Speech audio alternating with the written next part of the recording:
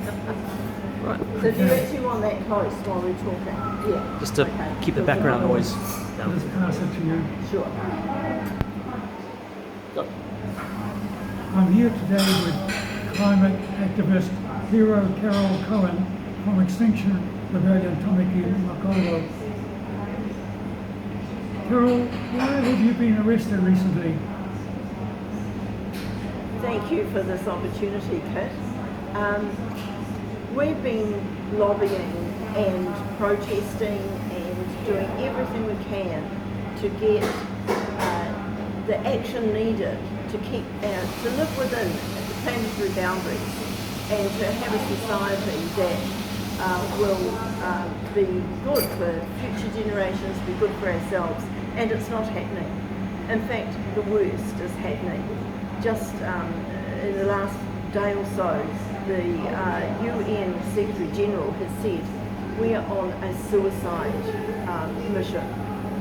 We're absolutely putting profits ahead of a livable planet, and it's just not good enough. And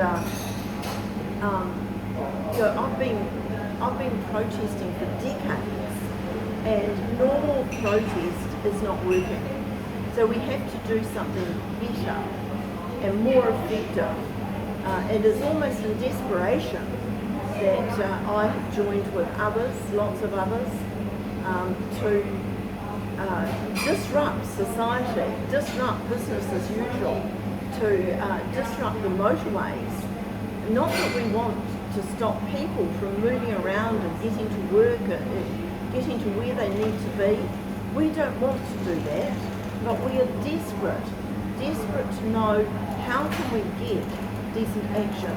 I'm prepared to be arrested for this and take the consequences for what I do. It's nothing as compared with what people in Westport, Nelson, the droughts and floods that we've had in Canterbury, the floods in the Northland, the massive drought we had a couple of years ago in the North Island that destroyed so many crops. It's nothing. Getting arrested is nothing as compared with that if it gets action from the government.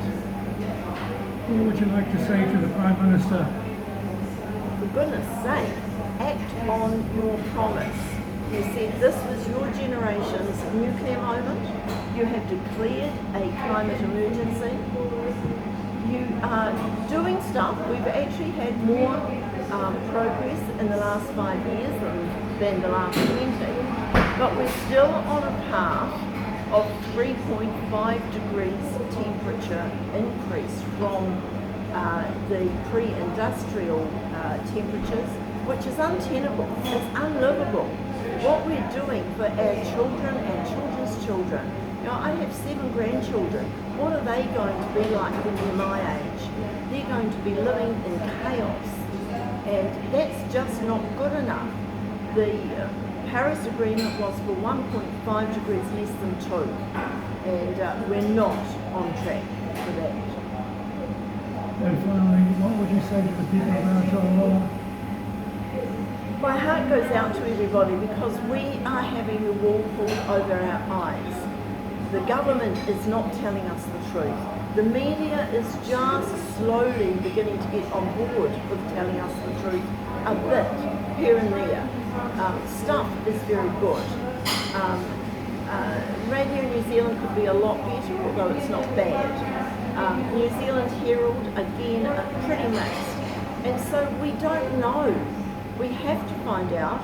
Those of us who do know are often thinking that it's enough to make personal change. We grow our own veggies, we do our recycling. This is good. This is what we're going to have to do. We buy EVs rather than petrol-based cars, etc., etc. But until we get the government and the local governments designing our communities and legislating for our communities. So, for example, the students who took the government to court, the minister to court over agreeing to a exploration of fossil fuels on land in Taranaki, the legislation says this is okay. That should not be. Change the legislation. This is what we are needing But you know, for all of us to be doing what we can, but also getting behind the protest to get the real action. Thank you very much, Carol, and good luck for your court case. Plural.